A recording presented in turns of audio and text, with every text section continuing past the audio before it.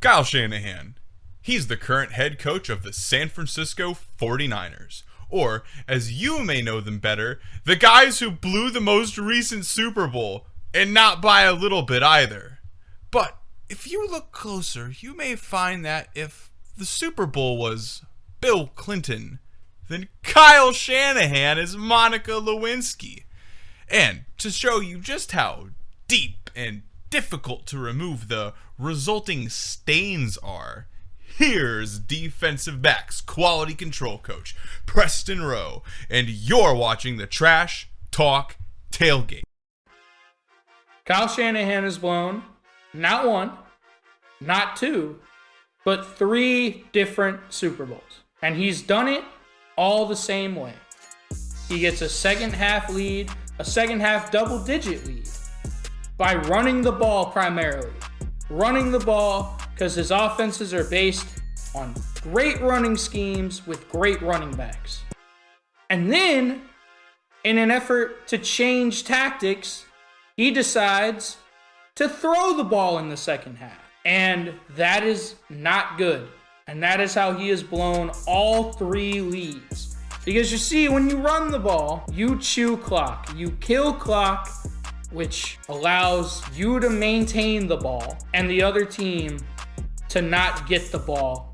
And if they do get the ball, they have a lot less time to work with. So you're basically almost ensuring that you win the game by continuing to run the ball. But what Kyle Shanahan does is he proceeds to throw the ball. And when you pass the ball, a lot of times you can throw incompletions or take sacks, which are really bad things when you have a lead. Because when you throw an incompletion, the clock stops, which helps the opposing team because you're not killing the clock. The clock is not running. And when you take a sack, not only does it give the other team momentum, but it causes you to lose yards. And that is not good if you're trying to run out the clock and win a Super Bowl. So let's take a deeper dive into all 3 Super Bowls that Kyle Shanahan has had a second half lead in and then proceeded to blow and fail miserably. So the most recent one is this past Super Bowl. The 49ers are up 10-3 in the second half. And they had just intercepted Kansas City Chiefs quarterback Patrick Mahomes. And they have the ball in the Chiefs territory on the Chiefs 44-yard line. Keep in mind, they have Christian McCaffrey, the best running back in all of football, hands down, bar none. And on their next 3 drives, they run the ball 1 time and they pass the ball 8 times. And of those 8 passes, 5 of them were incomplete, which stops the clock and allows Kansas City to get back into the game. You have the best running back in football, and because you outright refuse to run it in the second half and kill clock, you then go punt, punt, punt on all 3 drives and allow the Chiefs to get back into the game, get all the momentum back, and the Chiefs beat you in overtime 25-22. That's on you, Kyle Shanahan. That is 100% on you. But if you don't believe me, that's a small sample size. Okay, well, let's go to the previous Chiefs 49ers Super Bowl back in 2019. So the 49ers are up 20-10 with 2 minutes and 35 seconds left in the third quarter. They have 17 minutes to kill clock. And if they do that successfully, they win the Super Bowl. And they proceed then to run the ball 4 times and pass the ball 13 times. And after the interception on Patrick Mahomes, their drives end with a punt, turnover on downs, and an interception. And the Chiefs wind up winning 31-20. So they did not score another point in the second half because Kyle Shanahan once again outright refused to run the ball, which got him the lead in the first place. They ran the ball 4 times and threw the ball 13 times after intercepting Patrick Mahomes with 17 minutes left in the game. And if you really don't believe me, let's now go to the most infamous, the most egregious Super Bowl of them all. The 28-3 blown lead to the New England Patriots when Kyle Shanahan was the offensive coordinator in Atlanta. The Falcons are up 28-9 with 2 minutes and 6 seconds left in the third quarter. Sound familiar? It should. You have 17 minutes to kill clock, run the ball, just eat the clock, let the clock keep moving. Don't let Tom Brady and the Patriots get the ball back to mount a comeback, and you absolutely failed to do so.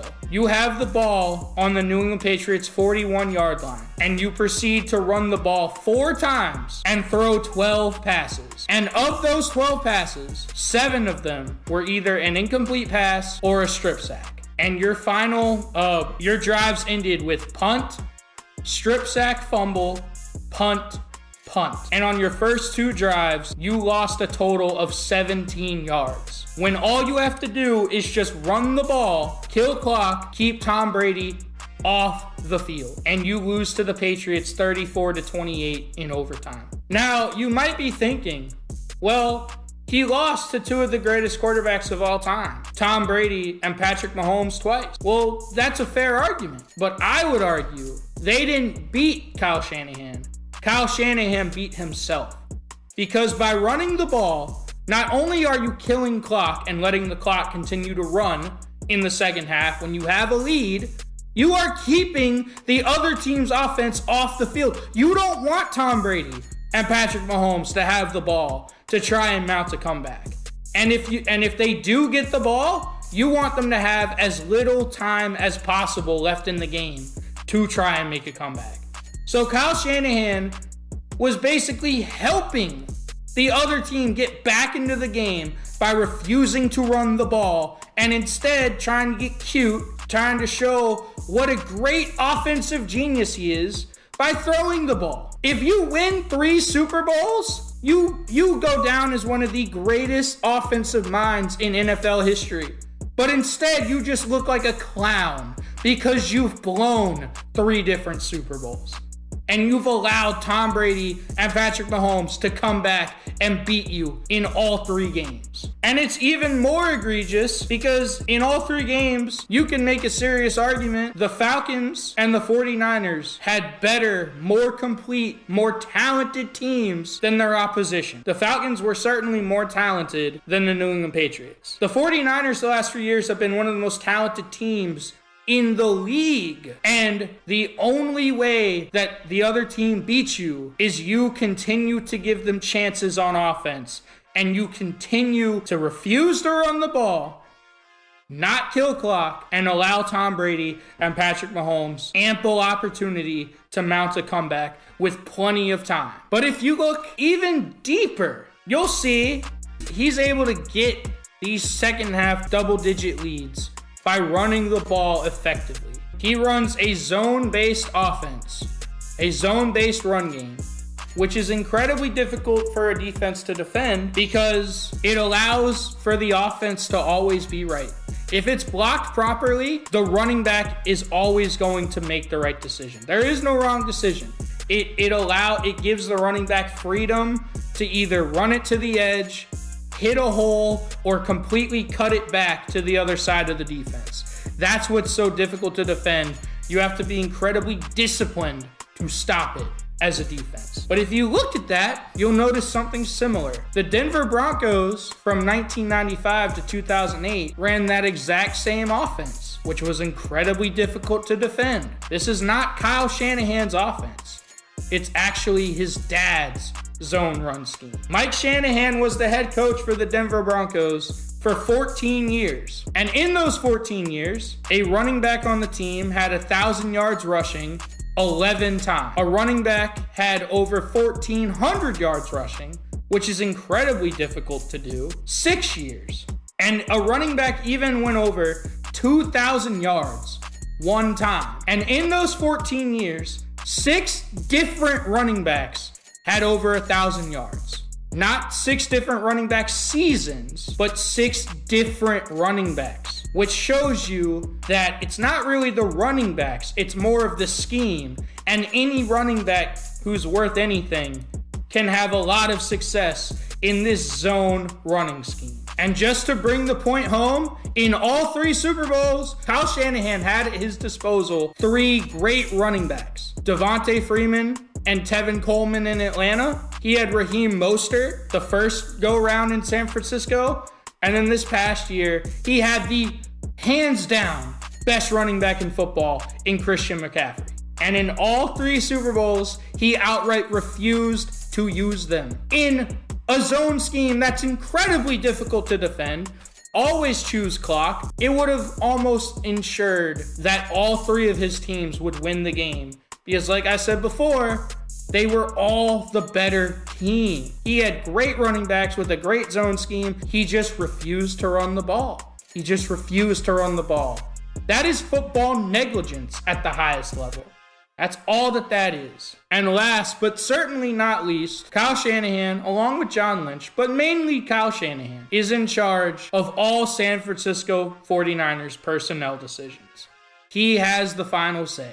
And back in 2021, you could argue Kyle Shanahan was the mastermind behind maybe the worst NFL draft trade in history. Kyle Shanahan traded up to the number 3 overall pick to draft North Dakota State quarterback Trey Lance.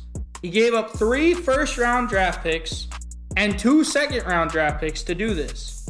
And Trey Lance proceeded to play 8 games and start 4 of them.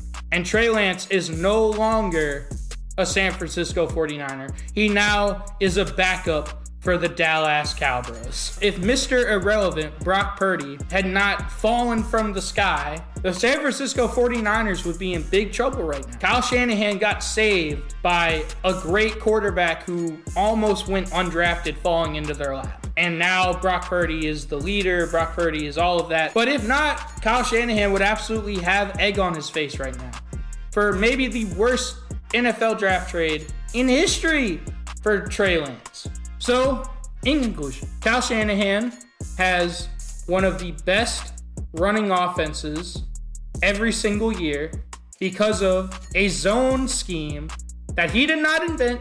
It was his dad. He uses his dad's zone run scheme. And he gets a lead in every Super Bowl he's been in by running the ball with his dad's scheme. And then he tries to outsmart himself and outsmart everyone by getting cute and throwing the ball down the stretch to inevitably lose all 3 Super Bowls. That's not boy wonder / genius. To me, that looks more like a clown who cannot get it done on the biggest stage. And he also is responsible for maybe the worst NFL draft trade of all time, trading up 3 first-round draft picks and 2 second-round picks to go get a quarterback from North Dakota State who only played 8 games and is now no longer even on the team. People need to start holding Kyle Shanahan accountable. He is a very good coach, but he is not elite. He is not a genius. And we need to start holding him accountable for that. Well, I guess we know how Preston feels about Kyle Shanahan. But you should let us know in the comments. Is Kyle Shanahan a brilliant coach, boy genius, one of the best, just on a bad luck streak? Or is he a negligent Nepo baby who needs to leave the 49ers alone? Let us know in the comments. You know my stroke's nice like I hit a green bean. And every time I roll up when I hit the dang scene, they say there's a problem and the problem is me. They say there's a problem and the problem is me. I'm money on the beat. Every time I speak, everybody listen to me. The vibes are immaculate.